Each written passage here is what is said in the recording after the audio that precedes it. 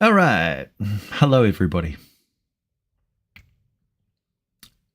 All right. Hello, everybody. We are live. Man, it's been a while since I've had a live stream. Obviously, I'm a bit rusty. Now you have my undivided attention today. I'm not going to be doing anything on the second camera. Just going to be talking about stuff with you. Pop the chat out so I can see everybody. Hello, Moonring. Neo Navarro. Stanchscape. Jet. Serpent's Embrace. Hey, how's it going? B. Griff. Sean. C.R. Smith. Hello, hello. Just replaced my teeth with solid steel. Okay, so yeah, let's get into it, shall we? Why not? First of all, I wanted to point out that I've got the Stargate Sg1 role-playing game that I backed on a Kickstarter. This is the official 5th edition version of a role-playing game for Stargate. So if you are a fan of the Stargate series, Atlantis, universe, all those things, this is the book for you. The reason why I'm most excited about this book, and I just got this like yesterday, or the day before yesterday, so bear with me, I need to read it first and have a look at it. Thanks, Josh. Member for 15 months. Well done. Good afternoon, AG. How goes the mead business? Well, it's not a business, but the mead is very good. I've got 2-year-old mead now, which is really tasty. Big Griffs, you've been immortalized. I would say so. So in this, it's got now there's something which is emerging from 5th edition play, which I find very interesting, which is just sort of kicking off now that we're all nearing the end of 5th edition almost, which is you have adventures and you have e-ventures. So e-ventures are non-combat, non-physical threat sort of adventures that you write for people. Like if you're at a gaming convention and you want a game that's an introduction for people that's not rules mechanics heavy, and it's a lot of social interaction with NPCs and things like that, and puzzle solving and things like that, e-ventures are really good for that. They're also really good for marketing just to the general mass of populace, because a lot of people aren't interested in combat and things like that. I know it's not everybody's cup of tea, but here's where we bridge the gap. With Stargate, they've got extra diplomacy missions and things like that. Like in the TV show, they don't always end up, firing weapons at each other. Sometimes, and it's also got a tone, like an urgency behind the thing as well. So there's there's extra elements to 5th edition, is what I'm saying, that is introduced in this book that I'm going to be reading and bringing to you after I examine it and determine whether it's worthy or not. What is Stargate? Stargate SG1 is a TV show. It's not that long ago. Come on. Anyway, yeah, Stargate Atlantis is a good series. I was personally a fan of Stargate Universe, but some people don't like it. Jason Momoa got a start in Stargate, everybody. Come on. Okay, so somebody asked me about my teeth. Now, this is the good news and the bad news. The good news is that my disruptions to my workflow are over for the time being, and I can just carry on putting out a couple of videos a week, live streams, story readings, that sort of thing, as per usual, like last year. The reason being is I went to my dentist appointment in Tauranga City, and had a discussion with the cyber doc there, who laid out all the costs and everything for me.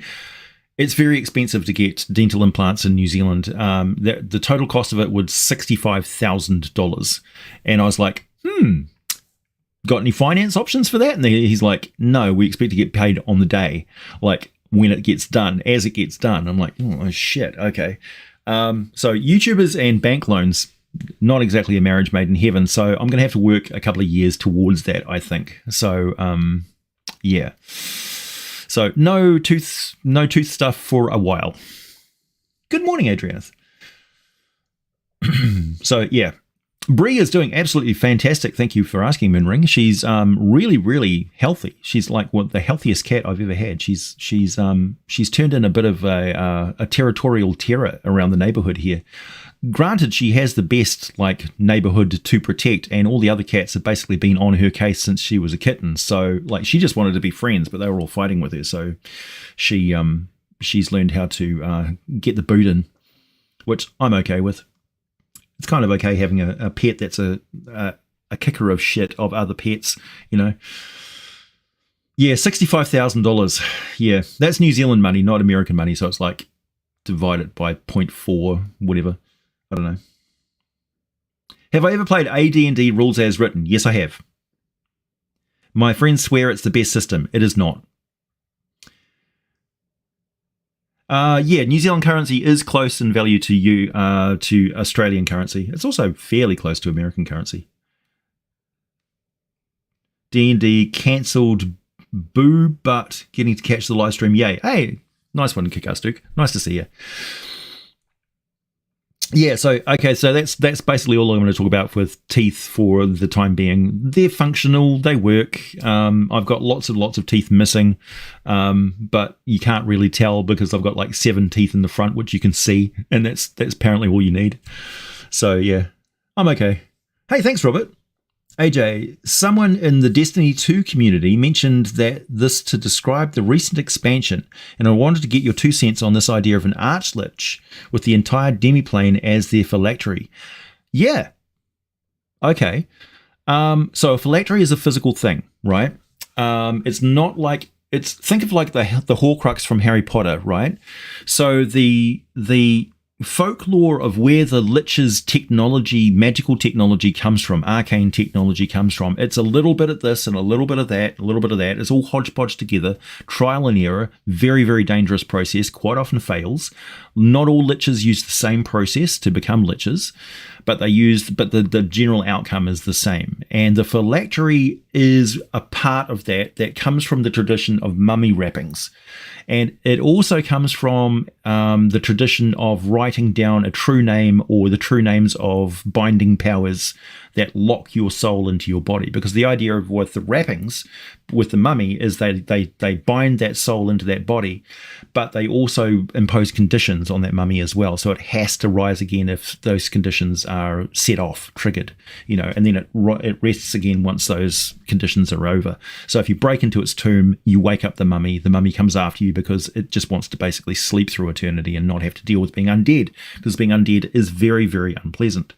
With the Lich and the idea of a phylactery as a demiplane, the demiplane can be really small, or it could be very small on the outside, big on the inside, or big on the outside, small on the inside, or whatever. It could be a tiny weeny demiplane that you put in your pocket. The phylactery basically contains the incantations and true names and stuff like that bind the Lich's soul into its body, and they demand payment. And that's also the conduit of power to the Lich. So that's why Liches, when they get destroyed, have to reform their body close to their phylactery, and they usually do that in a reformed, like a body that they've prepared and put there so that their spirit can re-inhabit it.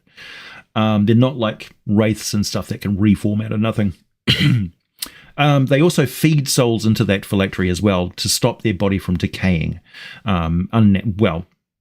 They're going to decay anyway, but you can maintain a relatively juicy Lich by maintaining a lot of souls going into that phylactery, but they've got a minimum requirement. If they don't meet that minimum requirement, they turn into demi-Liches, which is just basically that skull with the soul crystals in its teeth and stuff.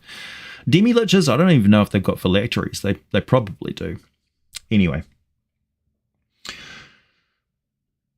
So as for the demiplane, yeah, the phylactery could be located somewhere on in the demiplane, or the phylactery could be the entire demiplane. So if you rose up in the air above the ground of the demiplane, you might see that the entire landscape is an incantation. So everything, the rocks, the trees, the animals are all a working incantation that is constantly churning around. It could be that entering that demiplane is actually the way that the Lich is feeding souls into that phylactery, and there's no exit from that demiplane ever. So yeah, it's an interesting idea.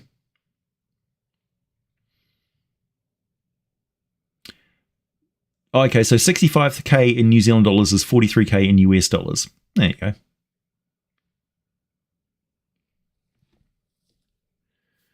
Raw is not better. This is the correct opinion. Yeah, exactly.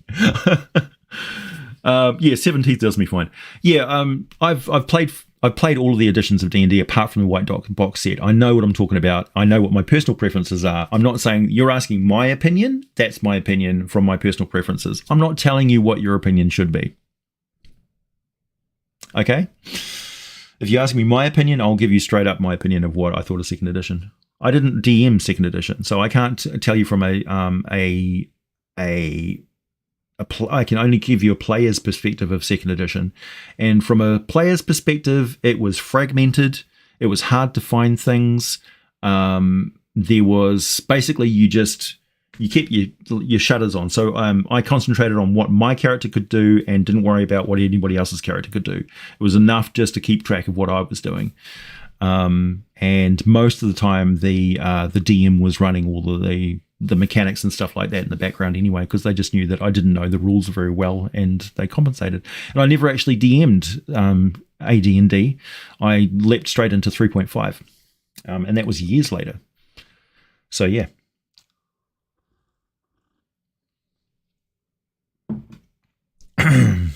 Whiskey fixes possession. I wish. Also, in real life, a phylactery is what the Jews were in prayer. Yeah, that's true. So they're getting away from calling it a phylactery because that's actually a religious artifact that is in use in a living religion. So that would be deemed offensive. Like you don't have crucifixes in D&D and stuff like that. Like you have holy water, but you don't see crosses for sale. And they don't mention crosses with vampires and things like that because they have sensitivity at least towards Christian values, but also Judaism and things like that and Muslim religions need to be respected as well. That is Stargate Sg1 in the background. Yes, it is. Let me just mention that this book is, as is fairly typical of Kickstarter books, really well made. And also it's an official book that was made by the Stargate people. So during the live stream, these guys, it's like beautiful color illustrations and everything. And like the equipment and all that sort of stuff. It's a really well laid out book. I mean, look at it. It's pretty. It's also very well indexed. It's very easy to find things. It's going to be an absolute joy. And I'm looking forward to all of the supplements and stuff that come out for it, which I'm sure there will be many. And it's mission based. So basically it's exactly like the TV show. If you want to play the RPG version of the TV show, this is it. They paid very close attention to that, and they play tested the hell out of it with the actual people who were actors on Stargate. So it was really fun to watch. It was a good Kickstarter to be a part of the community. So hello, Flippin90.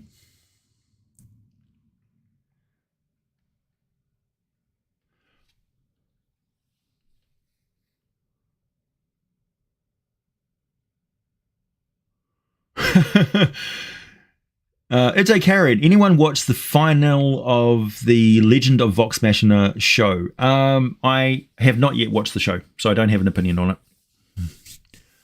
I have heard that the fan base is a little bit vitriolic at the moment, and they should probably back off a little bit from people who have honest opinions about it. This is where the people who do not watch the live stream religiously get to experience the show in another medium, and you need to back the fuck off and let them enjoy it and come organically to the fandom in a different medium, in a different way. They're going to come at it in a different angle with a different attitude, and you need to expand and let them enjoy it in their own way. Okay? Voice of reason. Oh, thanks, Native K. Anybody who watched, sorry, I'm jumping around topics. Anybody who watched the live stream where I was playing Grwox, the Trickster Paragon, Dragonborn, Copper Dragonborn in Esper the Bard's game, he died really, really badly. He died horribly in the last session. You can check out the links to that in my community tab if you want to watch me playing in a game. I realized that I haven't actually DM'd any games for quite a while, so I'm organizing DMing a game at the moment, but I've got a lot of commitments. Basically, you pay your dues as a player, and then you ask people if they want to DM if you want if they want to be in a game that you're deeming. The Desert of Desolation modules has some Mormon magic items. Mormon magic items? I'm struggling to think what those would be. I know that the Mormons had some gold leaf books and stuff. Interesting. I mean, religions form mythologies, and mythologies are the basis of most of the stuff in Dungeons & Dragons, so it's understandable that there's going to be some overlap with living religions, and it's okay. I mean, just basically go forward reflectively. So sick of snowflakes destroying my game. Thanks, Jimmy. Love the mustache. Thanks, Ryan. Literally no effort on my part. I'm curious, Vegemite, yes or no? I'm actually okay with either Vegemite or Marmite. I'm a swing hitter. I play both sides. I can't honestly tell you whether Vegemite or Marmite is better. Today, I would say Marmite is better. It's got a richness of flavor that Vegemite doesn't have. Vegemite's more sharp and it's like the difference between. It's hard to explain. The difference between biting an apple, which has got a depth of flavor, and biting some celery, which has got one particular flavor and not a lot of subtlety to it. So yeah. Magic underpants? Kick it? What? Also, please do inform me if I miss any super chats, because I'm always paranoid that I'm going to miss any of those. Okay, so what else was I going to talk about? Oh yeah, somebody asked me about. They said, "Is it okay to go to a D&D game with the intention of picking up girls?" And I said, "No. Basically, never. Don't do that. Your intentions mean a lot when you arrive in a group situation.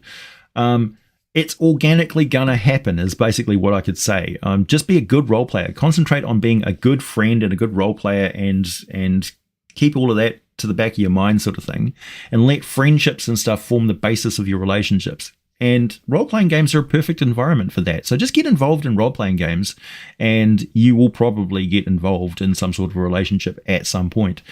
But don't go into D&D with the intention of using it as a medium to basically have a woman as a captive audience for 3 hours while you try and hit on her.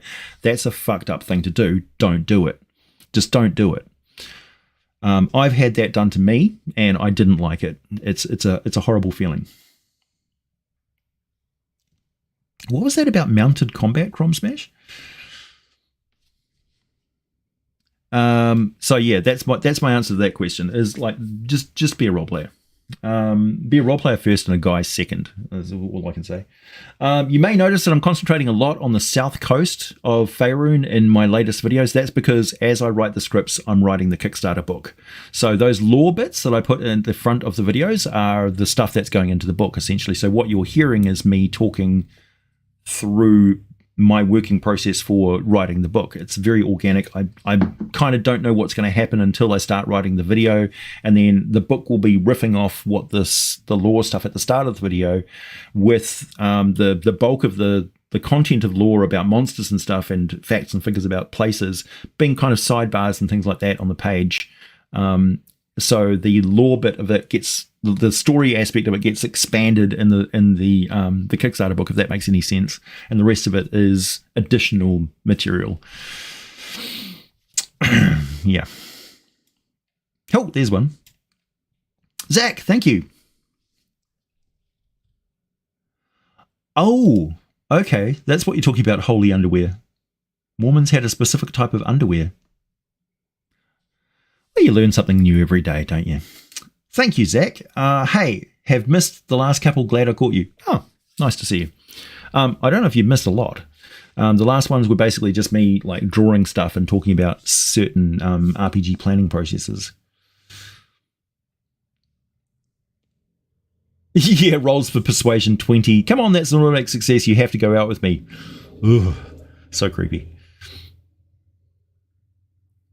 I prefer, it's a Karen, I prefer the language 3.5 used. It feels more natural to me. Yeah. What's the stream all about? Just generally hanging out this time, Nikolai.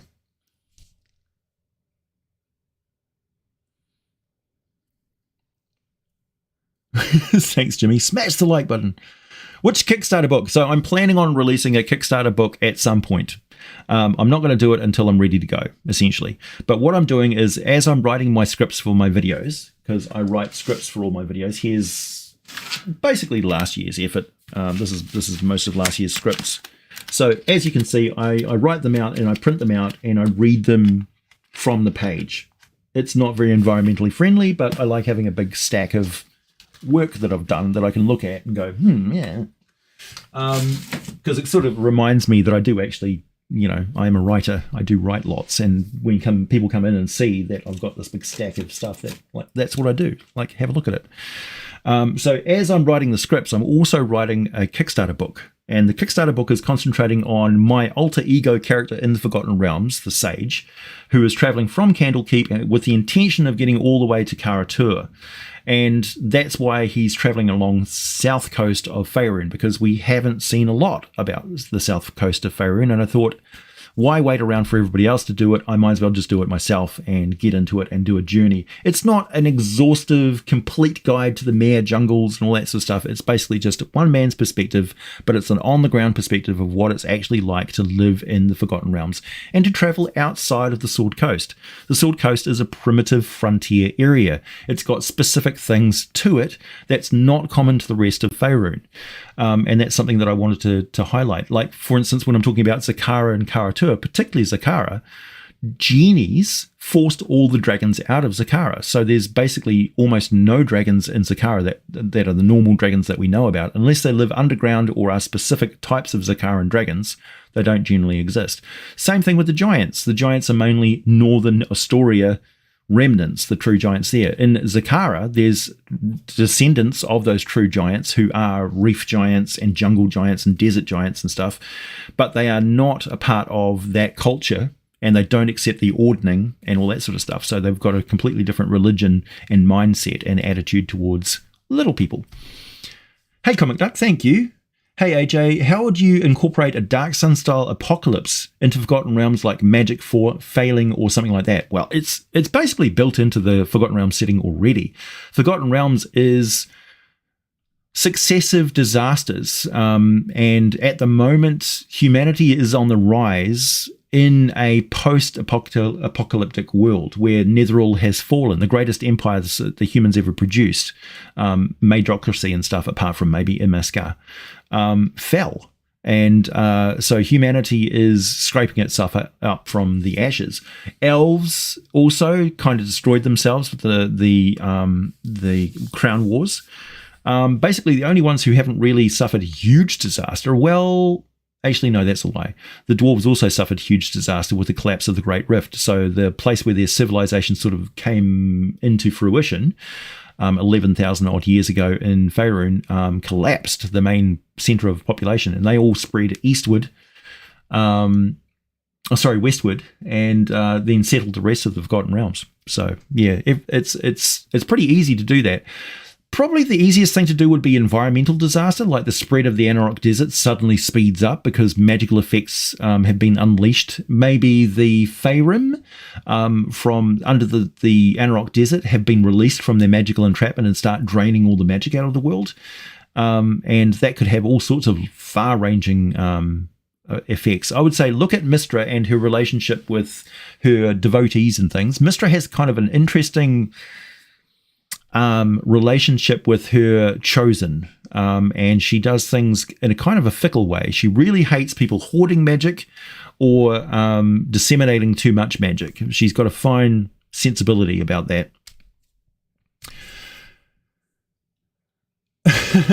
Could Ixodar Chittles survive in the Thalasian Sea?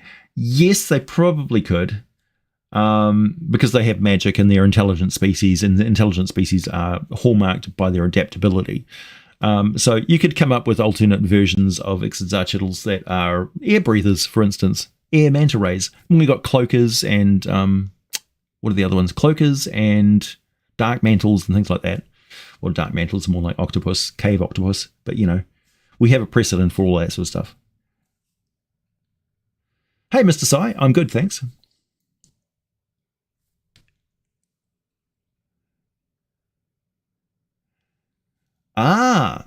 Chris, how exactly do you feel Tharizdun, Obox Ob, Dublex, Gunnedow, and to a lesser extent Bwim are connected during creation? So Tharizdun and Obox Ob are separate entities, but they're the same. Like Obox Ob is the subconscious of Tharizdun manifested as the abyss.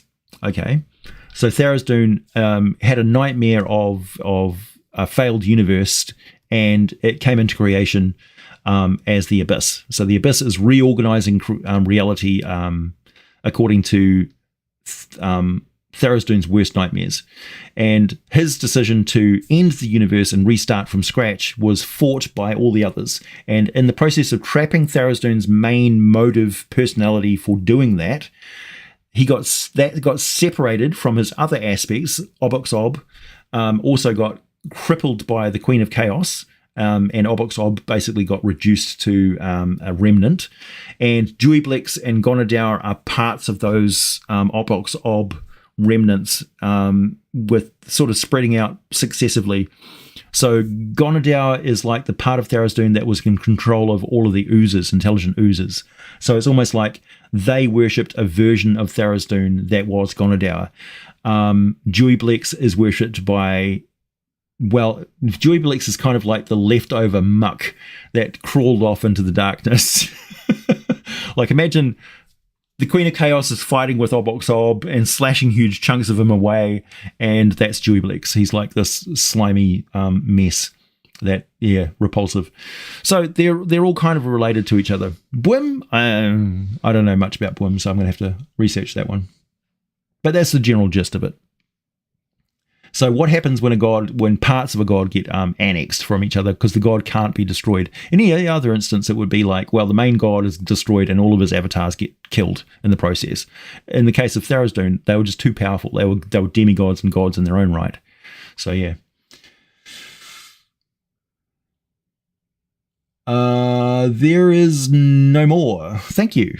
Question: would those in charge of the Nine Hells take umbrage when liches, necromancers, and healers prevent hell from receiving souls? Yes. But bear in mind that it's a natural process. The souls just go to different places anyway. The Nine Hells, they take souls and they use them and they recruit them and they convert them and they use them as fuel sources and things like that, very potent fuel sources. But it's all part of a scam sort of thing. Like, they justify their own existence. They justify their evil actions by perpetuating a war that, is of their own making. They could sort of end the blood war at any point if they choose to, but they don't.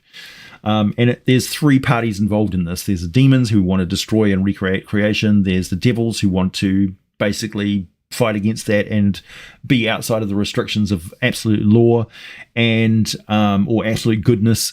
And then you've got the Yugoloths and the Slard and things like that, sort of third party neutral profiteers of the conflict.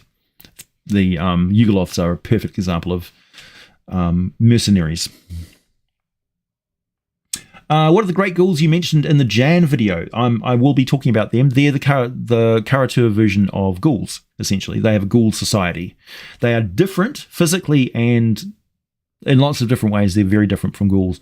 So instead of being undead that are formed from people, the ghouls are like a specific sort of race almost.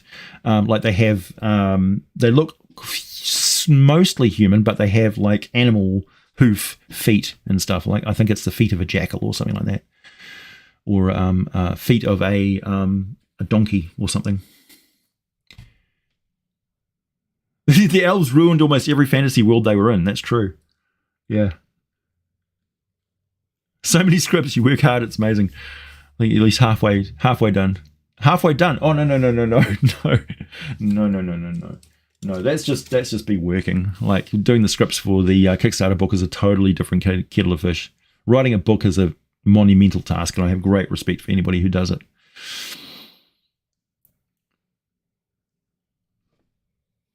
Yeah, there's been a lot of apocalypses in faerun, Lysander. That's true. Hey, Robert Wilson, thank you. David Attenborough's Forgotten Realms. If all else fails, just kill Mystara again and keep her dead this time. Yeah, good luck with that. Robert Wilson, thank you. This didn't come up much, but I'm wondering if there is a subconscious commentary with bronze dragons being closest to humanity and bronze being a creation of humanity in the real world there. Yeah. Yeah, copper dragons and bronze dragons are, those were the first primitive metals that we learned how to use, pretty much. So, yeah, that tracks. It's a happy coincidence. Mind you, gold and silver have been around for a very long time too. I don't know if copper's now a valuable metal, but it's never been considered a precious metal, I don't think. It's definitely used artistically, though. Hey, AJ, it's been a while. How's the diet going? Okay.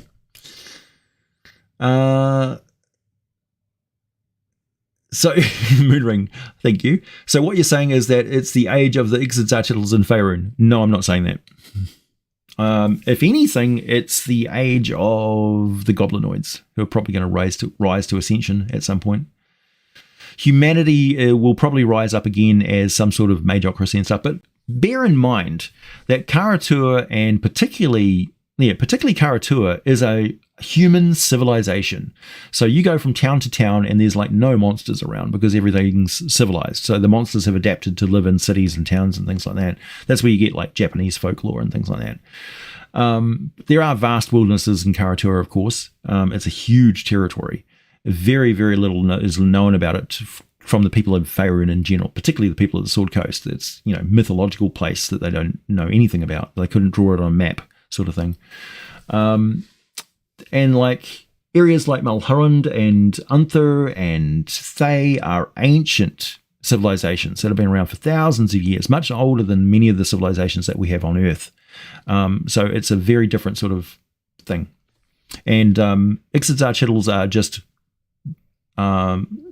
nomadic civilizations that live in coastal waters and warm seas. There's plenty of warm seas, but there's plenty of other species which give them a hard time. And also their own society oppresses them quite a bit too with their elite vampiric ruling class. It's never a good thing. Stanchgate, thank you. Do demons also use souls? Not so much, no. Think of them as corrupted elementals. They can certainly make use of souls if they're intelligent enough, but for the most part, no. Hey, Great Grebo. Bwim is the primordial of oozes, but there's little lore on him. Well, he's probably related in some way to Dewey Blex and Oboxob and those guys. Guanadow in particular. Thank you, Stanchgate. I've always disliked how they got rid of sticks to snakes personally. I think they should add tree to Titanobola. Nice. Yeah, true. There's a few spells which have gone by the wayside, which I think it's fun to bring back to D&D every now and then, because new players are like, you turned my sword into a stick? Like, what? You turned my staff into a snake? Okay, so another thing that I'm pretty good at, which you haven't really seen a lot of because I don't do a lot of blog posting and stuff, and like I don't really make full use of my community tab to present this sort of stuff like blog style, but I can make massive random roll tables. That's one of my talents. Much like the occasional artwork and sculpture is a forte of mine. I just have a knack of sitting down, drawing up a number chart and then filling it in with random stuff. I just let my flow of consciousness go, and before you know it, I've got 100 options for town shops and things like that. One of the websites that I recommend checking out is Chartopia, which is basically full of random roll tables that people have submitted to Chartopia, and they try and curate them as best they can and make them easier to find. It's kind of like Describe. Describe is also a really good new resource that you can go and check out. So I wrote some stuff for Chartopia way back in the early days. I think it might still be there. And the idea is you got a city map that's got all these squares for buildings, no details on what's in them.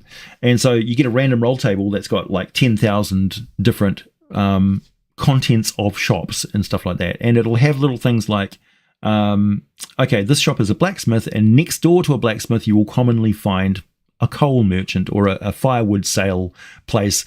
Next to that, you might find a tanner's. Because tanners kind of stink, you're not going to have like an accountant next to a tanner's or a bakery or anything like that. So it's going to influence the rest of the roles on the table. Or you'll have like, this is what's in this building, subnote, it's more likely that it'll have this, and this. So you can roll once, and then the 4 buildings around that area are all taken care of because they make sense. In cities, you generally find a tanner's, a sewing shop, a place that sells needles, a blacksmith that serves the tanner's shop, that sort of thing. Thanks, Siki.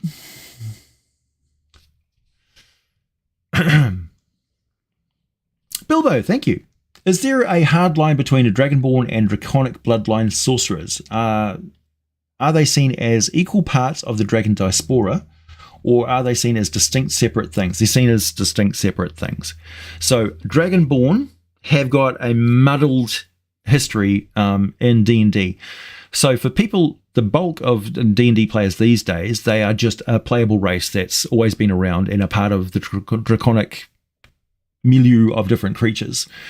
For people who have played 3.5 and 4th edition and stuff, particularly 3.5 players, Dragonborn are the devotees of Bahamut who have voluntarily transformed themselves into draconic beings, kind of like half-dragons, but with a mixture of their original form, and devoted themselves to fighting the spawn of Tiamat. So all of the mutant dragons and stuff that pop up. Or dragon hybrids and things that wizards create or Tiamat has created herself. So they're Bahamut's servants, essentially, paladins of Bahamut who willingly undergo a transformation that rendered them sterile so that they could not have children who didn't have the choice to become Dragonborn. That got dropped, and in 4th edition, they explored the idea of the world of Narath having a population and an actual race of Dragonborn and an actual race of tieflings. The tieflings, though, were again transformed humans. And yeah, they didn't really address the idea of devil versions of Cambions being half demons, right? So, but with elves, for instance, you've got the faerun, who are half elf, half demon sort of thing, and essentially all of the drow are also of they've also got a taint of Wendani, a Baelor, in their DNA. So the reason why they've got pitch black skin yet they live underground is because they're fucking tieflings. That's why they've got black skin. So that's one of my objections behind them changing the skin color of the drow elves. It's just like, whatever, fine, ignore the law, just make it more difficult for everybody who says, well, yeah, they've got a black skin for a reason, and then everybody turns around and gives us shit for it. It's like, here's the fucking book. Look, I'm not making this up. Wendani, matron mothers, 2,000 years of Wendani's involvement with dark elves. It's like, come on.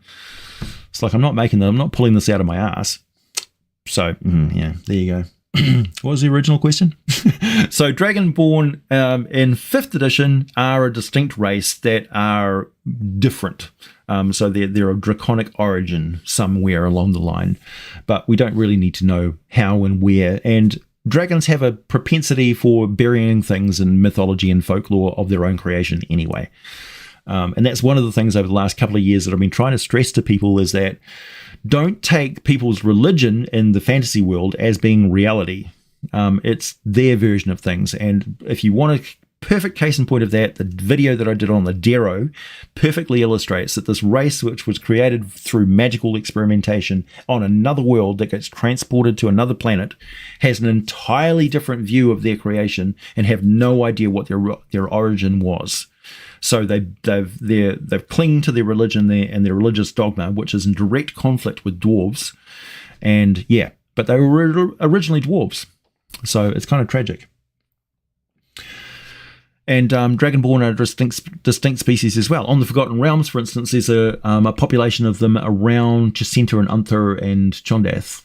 Around Jacinta anyway, because part of Aber, the sister planet to Toril, that is ruled by primordials, not gods, is stock full of dragons, and the dragon pantheon is much more active over there, and Dragonborn are a native race to Aber, and when they transferred, the two worlds sort of merged temporarily, a population of Dragonborn became naturalized to Toril. You can ignore that if you don't want to have Dragonborn in your game. That's perfectly fine. Good luck with that. Woo! Lysander, thank you. I just premiered Demodance in my campaign, but I do have a question I couldn't answer. Is competition for souls the only reason demons and devils don't like Demodance, or is there something else and is it deeper? Look, all of the evil powers don't like each other anyway. Like devils don't like other devils, demons don't like other demons. Demons predate on other demons mostly. The default state for a demon is a horde of screaming, tearing, rending, and eating individuals who grow into a smaller group of larger ones who have absorbed the power of the ones they killed to get there. Demodans are the jailers and bastards of the of the outskirts. So they'll take any opportunity they can to grab a devil or a demon and throw them into carceri and torture them for all of eternity. What fun. They enjoy it.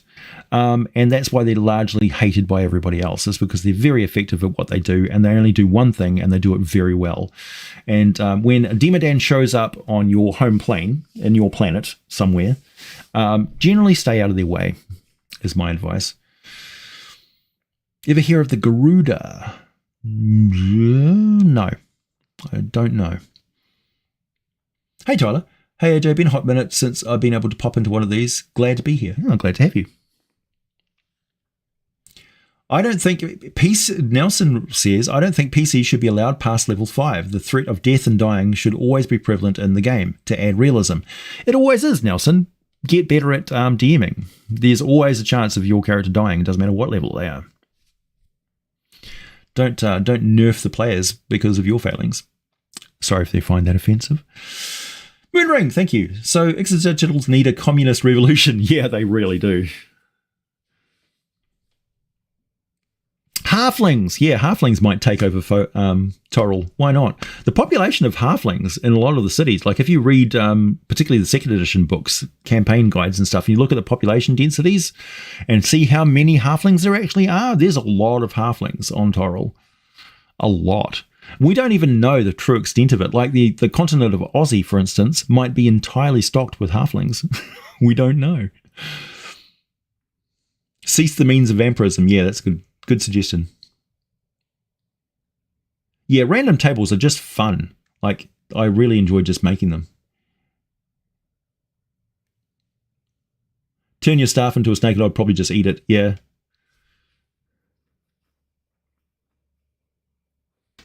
Seize the means of humanoid slavery, comrade.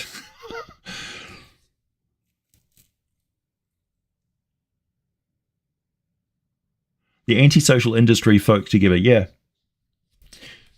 Why do I get the feeling that my chat is lagging again? No, it is, a little bit. Where are we? Stanchgate, thank you. I really need to get on my Rift's short story, but my ADHD keeps getting in the way, so it's slow going. Yeah. Get medicated, man. I've got a friend who's got ADHD or got diagnosed with ADHD as an adult, you know, and it was just like night and day for him. It's really changed the way he operates. I can't say it's going to automatically improve your writing. Writing is such an individual process. Whatever means works for you, man. Honestly. Thanks, Moonring. Are there exodigital half demons? Yeah, probably.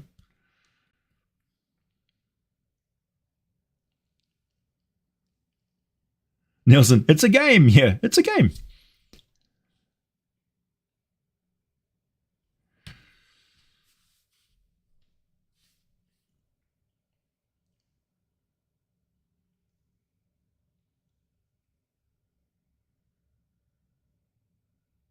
Isn't that an expansion upon Dry Law? Yeah. Okay, so yeah, that's a good point. There has been an expansion of Drow lore. So it's an expansion for new players of the game, for people who have studied up on the grand history of the Forgotten Realms and stuff like that. The Drow history on Toril is pretty clear cut. And there definitely were different factions of it. Like, for instance, the Miaratar nation of green elves and dark elves, for instance. And when I'm talking about dark elves, I'm talking about the Eleutheri. So they were distinct from the drow. And the incantation, the mass magic that got the nod from Corellon, that transformed all drow, all dark elves into the drow, caught a lot of the good dark elves too in that process. By that stage, of obviously pretty much there were war criminals on all sides, and the instigators of the Crown Wars mostly got vilified in the end. And to this day, it's more offensive to call somebody after the name of the ruling house of the gold elves of that time than it is to call them a drow. Like, if you call an elf this particular word, it's a fight. What are some cool Merkel artifacts? Ooh, I don't know. Probably things like scythes and skulls, bones, that sort of thing. Thanks, Gadzooks. So, Tome of Beasts 3, any highlights you've seen? I've not really been paying a lot of attention. I'm back to Kickstarter, obviously, but I'm just waiting for it to come out. I'm a little bit fatigued with Kickstarter at the moment. I backed a few, and I was really involved, and I'm just in a lull, and it just happens to have come along during a lull. Also, I was trying to not spend any money on stuff because of like worries about how much the teeth thing was going to cost, so I wasn't like backing any Kickstarters after a certain point.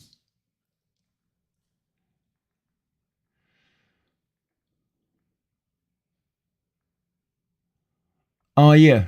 Shakescan. Yeah, the phase rest energy of the Underdark is what you're talking about.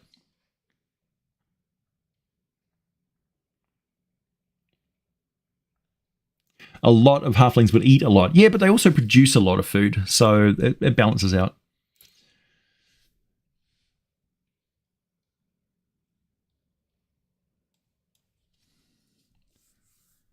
Yeah, medication is awesome when used right. I never judge anybody for using what they need to do to be right, you know?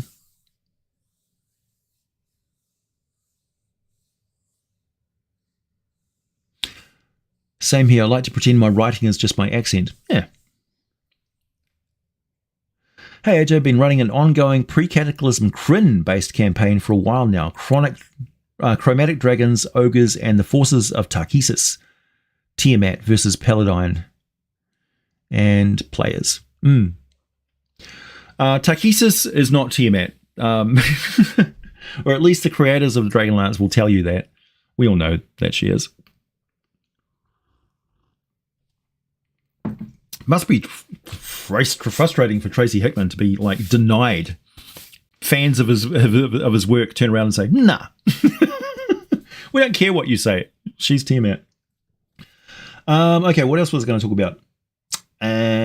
D&D stories. So I've been reading, I've got a D&D story coming up. This one's much longer, by the way. So I paid attention to people asking me for longer format videos so they can listen to stuff when they're trying to get to sleep or doing some interminably horrible job underneath a house.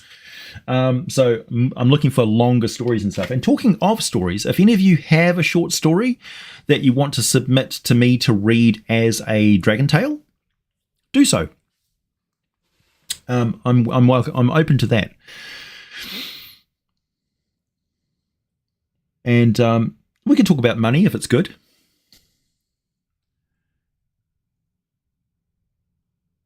Loving the recent content. We still chatting about Palladium today? No, not so much at the moment. I will talk about why I don't work for anyone, though, and I have no plans of working for anyone in the industry. Like, a lot of people sort of like get into YouTube and stuff or Twitch, and then they use that as a platform to like be a cosplayer or whatever, and then they leapfrog into the industry somehow. They get into publishing or whatever. That doesn't really interest me. I like the idea of publishing a book. I kind of just want to do it as an experience. I don't know if I'm going to be doing multiple Kickstarter books or multiple products like the battle mats that I did. But one thing I don't do is I don't do promotions on my channel. You may notice I just generally avoid them these days. I get a lot of emails every single day from people wanting me to promote stuff on my channel, and I've gotten sick of saying no, so I just like delete them. And a lot of them come from the same country. So people from anywhere with that has the email that ends with CZ, know that your emails are going directly to my spam folder. So I'm not even checking. And I don't work for Wizards of the Coast. I don't really want to work for Wizards of the Coast. I don't want to work for any game developers or anything like that. I just want to do what I do and keep doing it. It's working perfectly fine for me. I live a perfectly comfortable life. I really enjoy what I do, and I plan on carrying on doing it for the next 20 years. DB, thank you. Loving the recent content. Still checking about. Oh, DB, yeah. As for Palladium, yeah, I do want to do some more stuff on Palladium, but I'm particularly interested in Nightbane, and I also want to talk about just like in general, to like give some perspective from new D&D players how it's a rich hobby with lots of different RPGs that accomplish different things. And I know I've been a proponent of saying that 5th edition is a system that can do anything. It is a universal system. And a lot of people argue that no, it's just good for fantasy, high fantasy, blah. And it's like, well, what's high fantasy if not also including technology that's as advanced as magic, you know? It can handle. If you can have a low fantasy D&D game and a high fantasy D&D game, you've got a multiversal system. If you can run sorcerers as superheroes, you've got a multiversal system. It can run modern weapons. It can run crime and drama without combat. It can run horror, that sort of thing. Like it does behoove you to play other games to get what the vibe is of those games. Like once you played a Cthulhu game or a Paranoia game or a Traveller, you then, or like Robotech maybe or something like that, you can then figure out, all particularly Rifts and Power Armor and stuff like that, you can then figure out how that fits into D&D and use the mechanics of D&D to emulate that. So it can be a non-specialist game which is turned into a specialist game if you want to, and that's a good way because more people play 5th edition. That's the whole point. So if you want to play a version of 5th edition that incorporates the sort of games play that you want to do, but you know that you're not going to get people who want to play, I don't know, Maid or Mifrog or something like that. If you want to have a medieval fantasy Viking style game, you can run that with D&D. Oh, yeah, I'm not checking. Very good, Jan Chivik. Hey, Jan Chivik, nice to see you. It's been a while. And yes, I remember all your names. Where did I miss one? Recent misdirects have had got me thinking the best way to avoid petrification is just to avoid anything that can petrify. Yeah, it's pretty hard to fail saving throws in 5th edition. That's something I think that needs to be addressed, maybe. Or just include more things in the environment which hamper saving throws. Exhaustion levels are a good thing for that. Moonring, thank you. Do you think Sahuagin come from Sea Elves or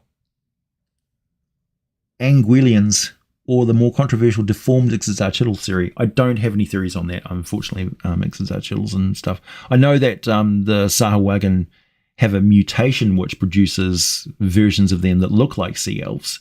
But I think that's more of a deliberate thing. I don't think that's a sign of evolution. Biological evolution is quite often touted by people who are talking about D&D, but it's like, no, man.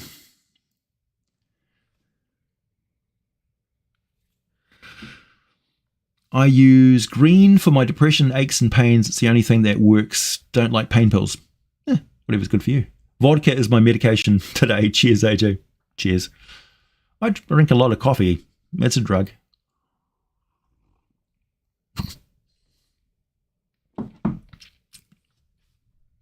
Orcs refer to halfling villages as buffet. Nice. Truth begets heresy. Hello. I think of Tarkisas as a regional sphere space, krynn, aspect of the greater entity that is Tiamat, a regional proxy perhaps. Yeah, an aspect of Tiamat, you could say. She's a version of, like, you know, in the latest book of Fizban's book of dragons, the idea that dragons have mirrors in parallel dimensions makes perfect sense.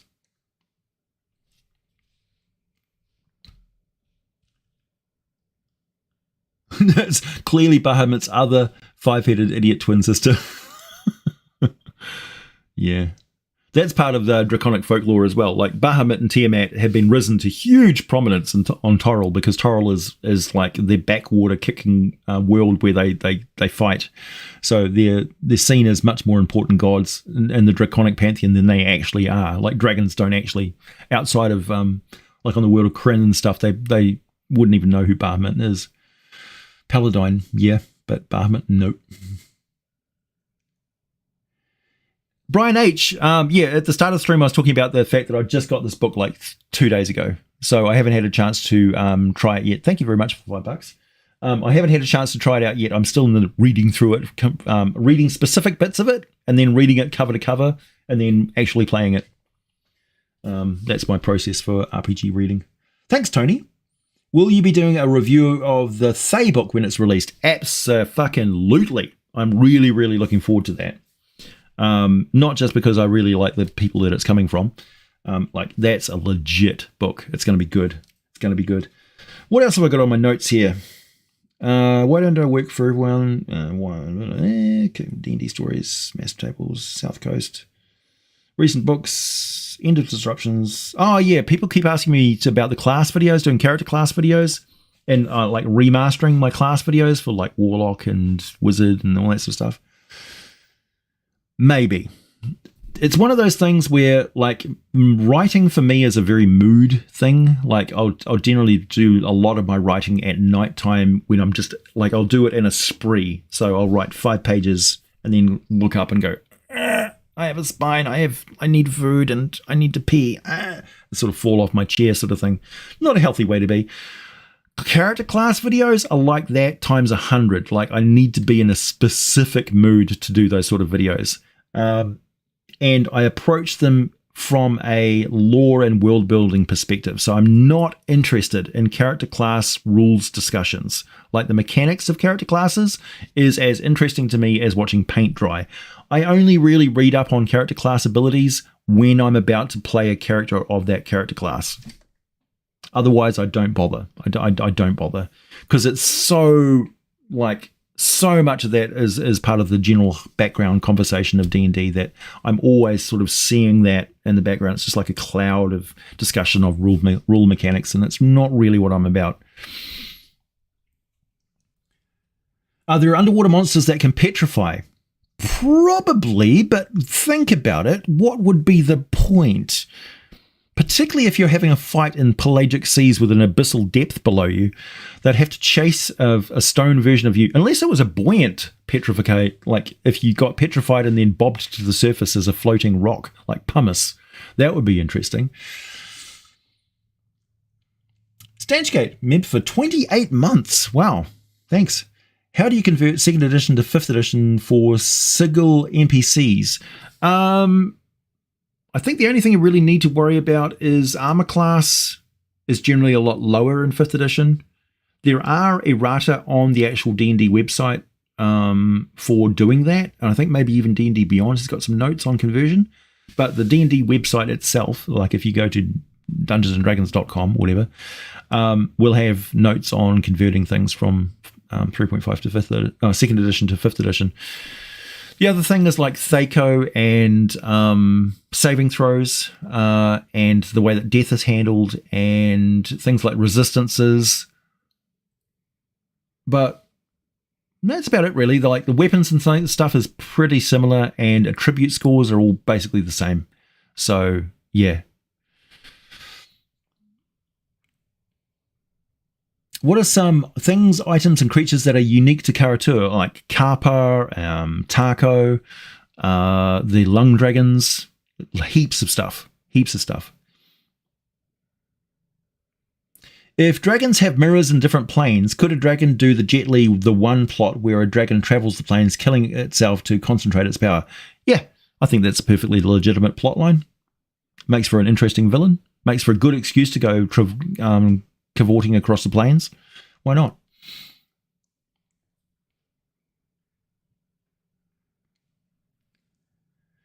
One big difference between Krynn and Toril realm space is that the gods of Krynn for dragons, men, elves, dwarves, and ogres are one and the same. No separate racial pantheons. Yeah, Well, I do mention the dragon pantheon, but dragons don't have an outer plane to go to.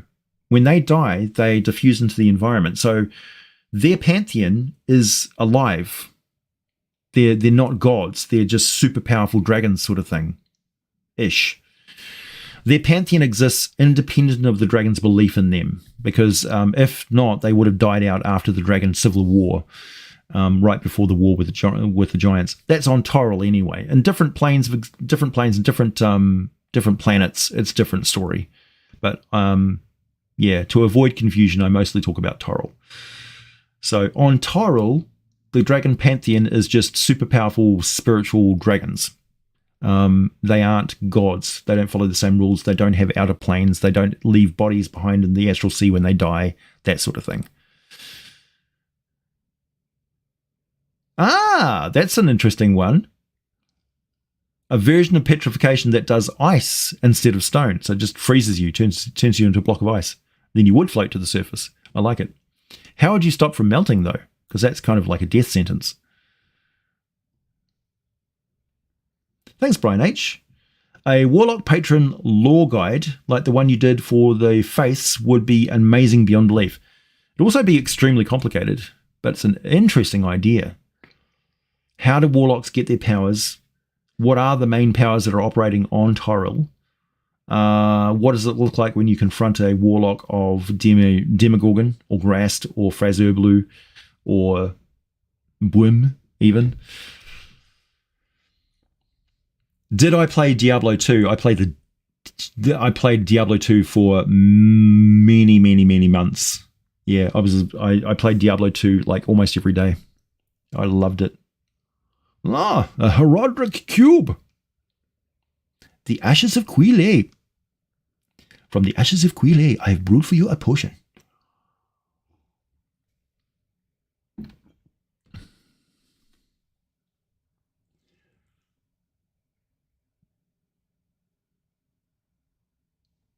Had a hell of a time converting Gilgim, the God King of Untha, to 5th edition.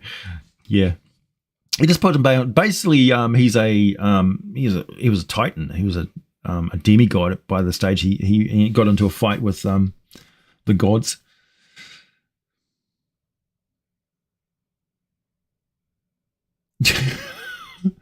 See, Ratch, that's the kind of comment. So if me from another plane is female, can we make like Ratchet and Rivet? I don't know who Ratchet and Rivet is. Oh, Ratchet and Clink? Yeah, why not?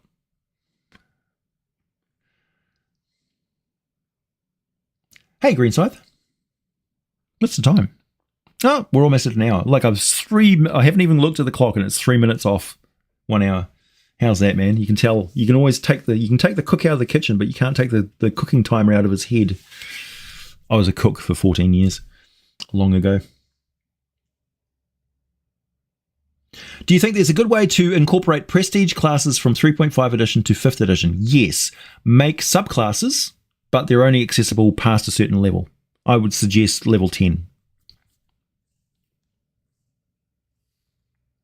That would just be my go-to. The other way to handle it is you don't have any set thing for a subclass. You have a range of options for a subclass. And when you level up, you can basically take options towards making your own subclass. And, basically allow the players to pitch a specific build for their character and say, look, I want to have this character. And then give them most of that. Give them 90% of that when they're getting up to 4th level or 5th level. 5th level is usually the point where your character in 5th edition is pretty solid. Like it's got most of the stuff that it's going to be able to do.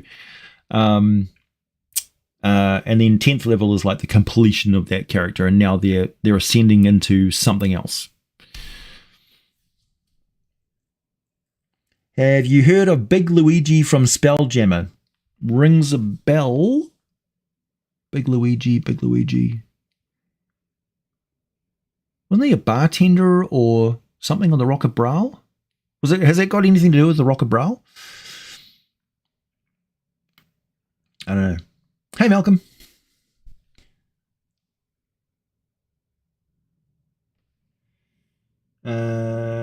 Oh yeah, that's one thing I wanted to talk about. The multiverse, the D&D multiverse, like, and then moving away from Toril being the main world setting for 5th edition D&D, is a huge opportunity for independent creators like me to essentially just talk about all sorts of different stuff. Like, if, for instance, there was a crossover between Warhammer 40k and 5th edition D&D universe, what would happen?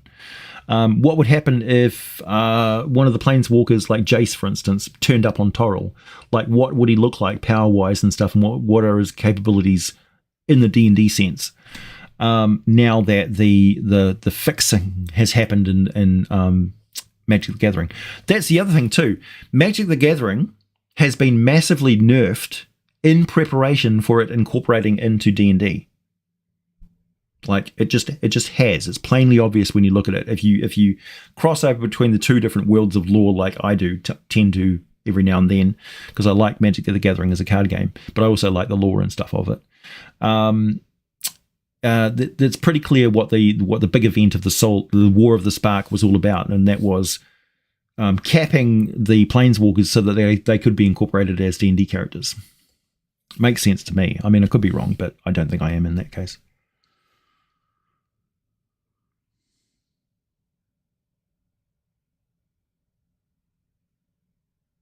Hey, Kikastook, thank you. In lieu of a super chat today, I bought a tasty beverage t-shirt from your Teespring store. Thanks for great D&D products. Thank you. Thank you. I quite like that tasty beverage shirt. And I wear my deeply nerdy one all the time. This one, on the other hand, is, because I'm a fan of Dune, this is the Surf Arrakis. Like surfing the sand waves, and he's riding a sandworm. I don't know if you can see it.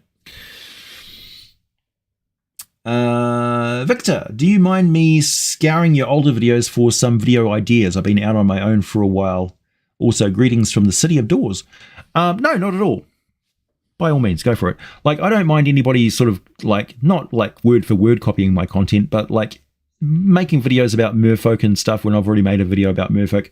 No problem with that at all, because you tell it in your own voice, and like, my voice doesn't appeal to everybody. My style of videos doesn't appeal to everybody. So people making videos that appeal to a wider audience just spreads the love of D&D to more people that I can't reach. So I've got no problem with that. It's part of my mandate to make D&D worldwide. Every culture, everybody knows what D&D is and has played, you know?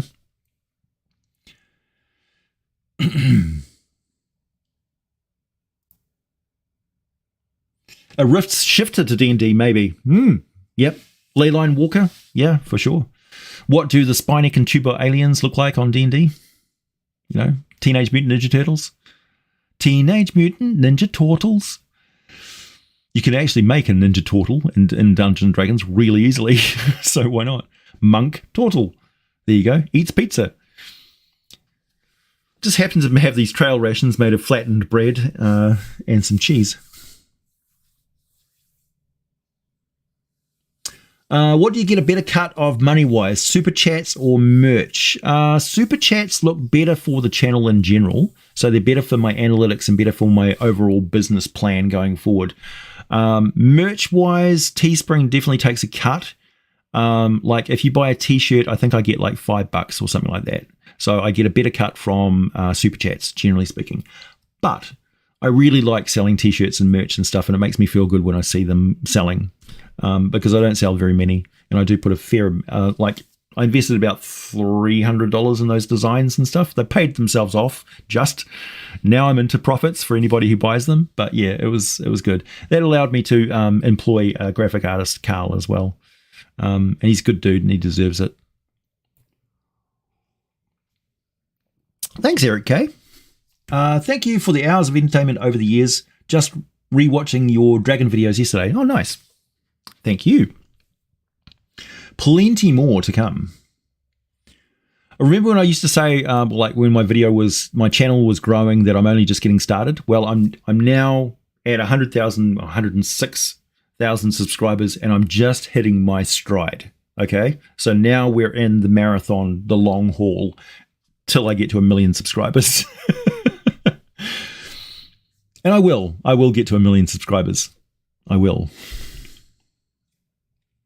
Which Faerunian culture is Italian? Everybody that speaks Common from Tethyr all the way up to Icewind Dale is speaking a version of Thalassian, which is Italian French.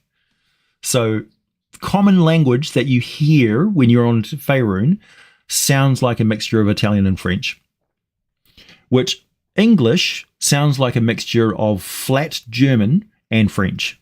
Like if you switch off your translation device in your brain, which is very hard to do, and just listen to what English sounds like, it is French and Italian. It's a blend of the two languages, and a bit of Dutch, and a bit of Greek.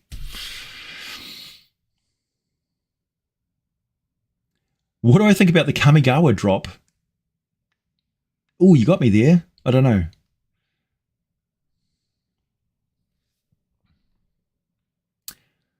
Hey, No Fun Allowed. Good, man. Nice to see you. I'm just finishing up the stream. By the way, everybody, go and check out those DM live roundtables and our discussions and stuff. Like the last one we had was pretty lively. We were talking about the history of D&D. I think that was the last one I was in. I think. Yeah.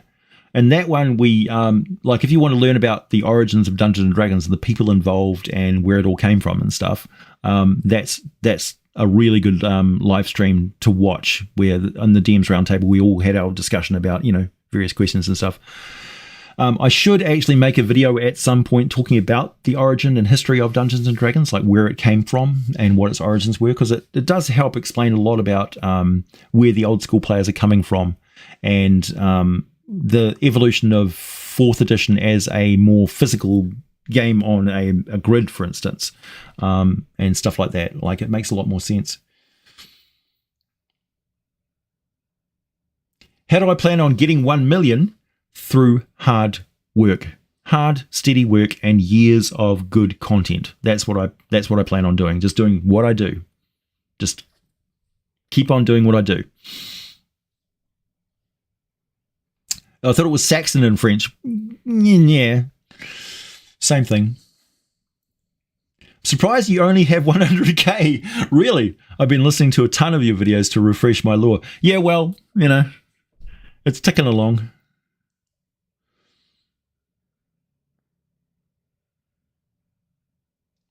Yeah, exactly, Ryan. Yeah, if you study Ed Greenwood has done a really good job of constructing the Forgotten Realms as a believable world setting, and he's gone down to like the calendar dates and festivals and that sort of stuff. It's very regional and modular, microclimates and stuff like that. And in certain places, like the village folk are pretty wild. But like the languages and the origin of languages and stuff is as complicated and as rich an area of study as anything Tolkien did for Lord of the Rings. It's really, really fascinating. And over the years, everybody's contributed a little bit here, a little bit there.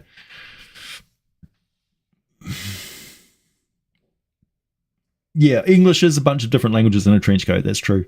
We have so many conflicting rules in English. It's crazy. I'm very, very glad that I speak English as a native-born English speaker as a first language, because learning English would be a nightmare. I have tried learning Mandarin, and it's very difficult. I can understand why they have difficulty learning English.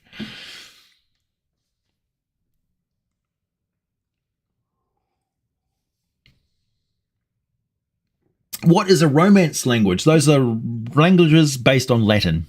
So you got Spanish, Portuguese, Italian, English, and others.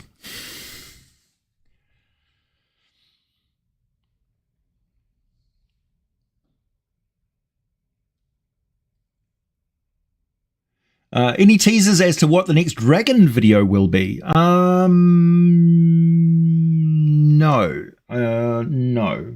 I do have some plans for the next few videos, but I'm just letting the wind sort of blow me left, right, and center. Might actually make a video about Karatua dragons, but there's been a few things which I've mentioned in the Karatua videos, not the Karatua, the Zakara videos, like the ghouls and various other things that people have been asking me about that I want to make videos about. Also, I want to address some of my remastering, like the Wyvern, for instance. Okay, so it's dragon related, but I need to redo the Wyvern video. And there's a few more videos on giants which I need to talk about as well. Romance equals Roman. Yeah, kind of. Pink dragon. Everybody's obsessed with pink dragons. Pink dragons and deep dragons. Everybody's obsessed with deep dragons. Like, do a video on the deep dragons. Like, which one? There's 3. Which one? Hey, Dans. I haven't painted the giant aboleth yet. However, observe. Here's my, this is mostly my sculpting box. So this has got my epoxy putties, and it's got a bunch of sculpting tools and old brushes in here. Okay, mostly army painter brushes. Here is a bunch of cheapo, but actually pretty good quality brushes that I get from Wish, from direct import from China, because we have a free trade agreement with China, and these are dirt cheap. Like, this is $3 for very good brushes. And this is a Green Stuff World. I know Green Stuff World has had some controversy, but they have the best wet palette, so I buy stuff from Green Stuff World. Forgive me. So a wet palette, for those of you who don't know, I'm also like a watcher of crafting videos and Warhammer 40k painting videos and stuff like that. So yeah, crafting is another thing that I do. So this is a wet palette. Essentially, it's a spongy layer underneath here, which is soaked with water, and it's got a paper layer like a baking paper from your kitchen over top of that. And what you do is you put your paint on that, and it stays hydrated, and you can keep using all of your paint. Also, it allows you to dilute your paint very easily just by essentially pushing down on the because it's got a natural moisture seeping up from below. So it makes it really easy to blend your paints as you go. And you just seal it up, and you can get maximum value from your paint not drying out. No knocking of any other paint palettes and stuff like that, but if you want to get the most bang for your dollar with your paints, wet palette's the way to go. You can easily make those using Tupperware containers and paper towels, or like a kitchen sponge and a paper towel. You don't have to spend money to make those. You can easily do it yourself. Here is my little collection of paints here. This is from an army painter set and several others. And I just made a little paint rack out of it for myself that I can easily pick up and just paint whenever I want to. And I have other things as well. Like this is like, you know how you have epoxy glue in little tubes? To give you some idea of how much I use epoxy glue. This is my 2-part epoxy glue. Yeah. Think about how much gluing you could do with these babies. Not actually that expensive. Again, buying don't buy from craft stores when you can buy industrial. Like back in the day, for instance, before the paint companies switched on to what we were doing, we used to buy acrylic paint test pots, like acrylic house paint, internal paints mainly. The difference is with miniature paints is they grind the pigments really, really fine so that when you dilute it, you've still got a rich spread of color. House paints and stuff like that, they don't grind those pigments up as much. So when you dilute it and spread it out, it's patchy. So you'll need to use different techniques. But you can paint miniatures with whatever the hell, honestly. Britain was invaded by everybody for hundreds of years, then started invading everyone else and spread the language everywhere. Yeah, pretty much. Also, it follows the money. Like French used to be the main trade language that everybody used, and Latin before that. So whatever dominant empire and whoever's the richest at the time tends to spread the language. So in 50 years' time, everybody's going to be speaking Mandarin. We already speak a little bit. Ni hao. Okay. Gong Xi Fa Shai. Happy Year of the Tiger. Draw sexy beholders and it'll get you to 1 million. How about instead of drawing sexy beholders, I just sculpt sexy beholders? Sculpting beholders is what I do just for practice. Anyway.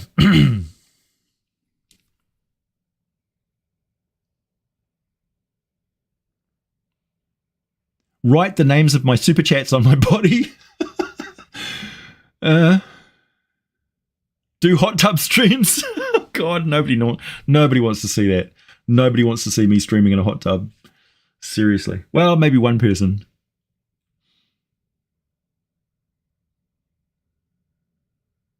When I DM, do I have a particular monster type that is my favorite? Kobolds, doppelgangers, were-rats, ropers are my favorites. Make a treehouse and a treant figurine. I could do that. Pretty much any miniature is something I'll tackle any miniature. I haven't made like a full-size Demogorgon.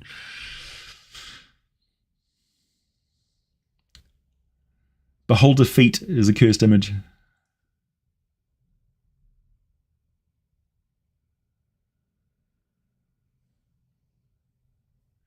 No, I'm gonna get that. I'm gonna get this aboleth done. I swear. It took me actually a while to get the glue. I actually ran out of glue because this headpiece was a huge thing, and I need to do some epoxy and work around the edge here. But this was 3D printed and sent to me, so I plan on painting this up at some point. I probably won't do it as like a live stream and stuff because I kind of I'm a bit over painting on stream. I tend to talk and then like not paint, so it voids the purpose. Also, that's a lot of base coating, so I might actually have to buy some aerosol to do that. I don't have an airbrush. Not that serious. Also, recently I bought a Huon 16 drawing tablet. Well, it's not a drawing tablet, it's a pen monitor, right? So it's a second monitor that's a pen sensitive display, so I can use Critter instead of Photoshop because I don't want to pay for Photoshop. So I'm practicing doing a webcomic of Piercer and Roper, finally. Anybody remember Piercer and Roper? So I plan on doing a webcomic at some point, but don't hold me to this. I'm a really, really slack artist who, like, yeah, very bad. Why are there no movies that feature were-rats? I don't know. There should be.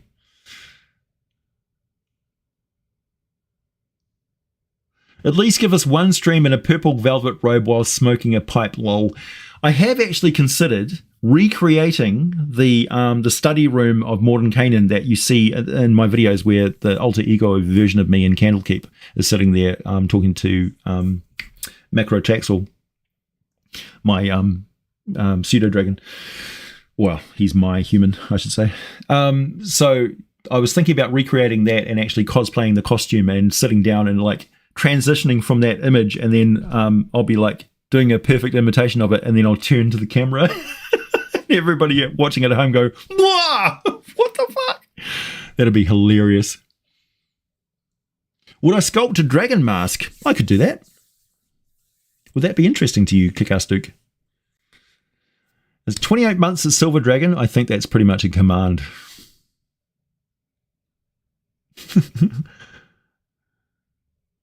The femboy meta is popping off on Twitch now. Yeah, I'm afraid I don't qualify. This moustache does not scream femboy. Unless I put glitter in it, I suppose. I don't know. All right, everybody. Hey, Tia Lisa. You have just missed my stream. Best cosplay idea ever. Maybe so. Ooh, like Bob Ross AD, yeah.